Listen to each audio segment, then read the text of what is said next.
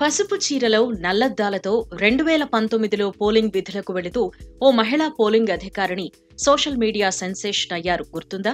ఆమె photo social మీడియాతో పాటు కుర్రకారును ఓ ఊపు ఊపేసింది. ఆమె వివరాల కోసం నెటిజన్స్ తెగ వెతికేశారు. ఇలా ఆ లేడీ బ్యూటీ గురించి ఆరా తీస్తే ఆమె పేరు రీనా ద్వివేది అని తేలింది. ఉత్తరప్రదేశ్ రాజధాని లక్నోలో పీడబ్ల్యూడీలో పనిచేస్తున్నారు. ఇప్పుడిదంతా ఎందుకు ప్రస్తావిస్తున్నారని అనుకుంటున్నారా? రీనా ఫోటో మరోసారి సోషల్ మీడియాలో వైరల్ అవుతోంది.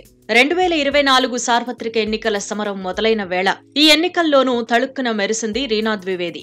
యూపీలోని సహరన్పూర్ లోక్సభ నియోజకవర్గ పరిధిలోని గంగోహ్ ప్రాంతంలో ఈసా ఎన్నికల విధుల్లో పాల్గొన్నారు.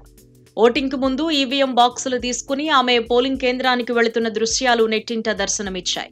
ఆ తర్వాత నిన్న పోలింగ్ జరుగుతున్న సమయంలో ఆమె మీడియాతో మాట్లాడిన వీడియో ఇప్పుడు సోషల్ మీడియాలో చక్కర్లు కొడుతోంది. రీనా ద్వివేది ఈషా స్టేట్ బ్యాంక్ ఆఫ్ ఇండియా ఉద్యోగిని. గతంలో 2 సార్లు ఎన్నికల విధులు నిర్వర్తించారు. విధుల్లో ప్రతి ఒక్కరికి క్రమశిక్షణ, సమయపాలన తప్పనిసరని, అదుంటేనే ఏ రంగంలోనైనా రాణించగలమని చెబుతున్నారు.